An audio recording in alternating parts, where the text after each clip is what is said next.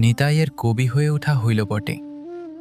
অপার সম্ভাবনা যাকে হাতছানি দিয়েছিল, বংশের নোংরা কালিমা তাকে আটকাতে পারেনি। তাই বলে সম্পূর্ণ বিকশিতও হতে দেয়নি।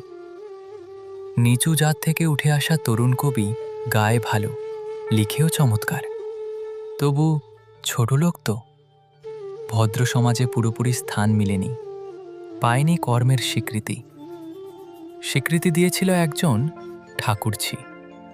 সোনালি বিন্দু মাথায় কাশফুলের মতো রহস্যময়ী এই শ্যামাবধূটি তাকে দিয়েছিল কবিত্বের গৌরব। তাকে ডাকত কবিয়াল বলে, আরেকজন ডাকত উস্তাদ না ফুস্তাদ বলে। যে সম্বোধন শেষে এসে ঠেকেছিল কয়লা মানিক বলে। মেয়েটি বসন্ত, ঝুমুর গানের দলের আড়ালে দেহ পসারিনী ছিপছিপে দীর্ঘাকায় সুশ্রী বসন্ত। ঠাকুরজিকে নিতাই পায়নি, পেতেও চায়নি। গান বেঁধেছিল, ও চাঁদ তুমি আকাশেই থাকো। কিন্তু বসন্তকে কি পুরোপুরি পেয়েছিল?